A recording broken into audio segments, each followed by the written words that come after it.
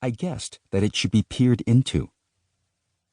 Seeing the hole in the middle of the tube, I subconsciously wanted to look into it.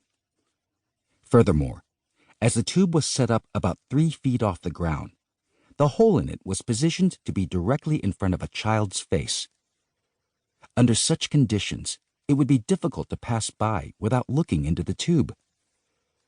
I began observing from a slight distance as people strolled by the tube, and I could see that children were looking into it and enjoying the sight of, a well-made replica of, elephant droppings placed at its opposite end.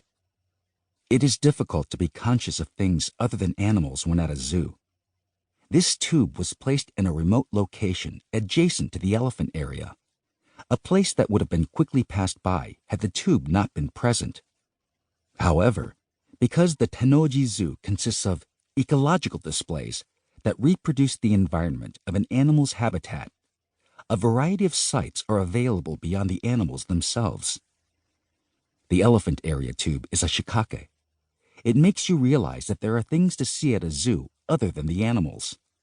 This tube was the first shikake I discovered, and it enabled me to create a method of experiencing the world that was not reliant on data or computers, which I felt were limiting.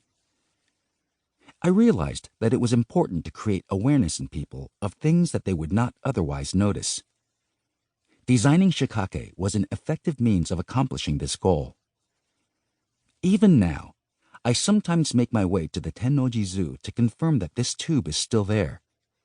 It has other qualities that are typical of effective shikake, qualities I will discuss, in that it is difficult to break and does not require much, if any, maintenance due to its simple structure. After discovering this tube, I visited many different places searching for similar designs and devices. Eventually, I had collected more than 100 examples. At this point, I had the opportunity to leave Japan and conduct research at Stanford University, so I endeavored to analyze the examples I had collected to clarify the principles of shikake. This book is based on the results of those efforts. Solving problems through behavior. Many of the problems we face are created by our own behavior. The problem of a lack of exercise can only be solved by exercising. Getting other people to walk around will not fix your own lack of exercise. Overeating and messiness are similar problems that can only be solved by changing one's own behavior. Because larger problems, such as environmental issues and automobile accidents, are ultimately made up of aggregated individual behaviors, changing one's own behavior is connected to solving these society-wide matters as well. A lack of exercise is a personal problem, but as the number of unhealthy people increases, medical fees also accumulate, and society's average medical expenses as a whole increase. Medical fee increases are a serious problem in Japan, which is becoming a super-aged society in which more than 1 in 5 people are 65 or older. One of the ways to solve this problem is for each individual person to pursue a healthy lifestyle. Many people already know which behaviors are preferable. There are few people who do not know that a lack of exercise or eating too many salty foods is bad for you. However, our bodies are not immediately negatively affected if we do not exercise and if we eat salty foods. As a result, although we may understand these consequences conceptually, it is difficult to win out over our immediate desires.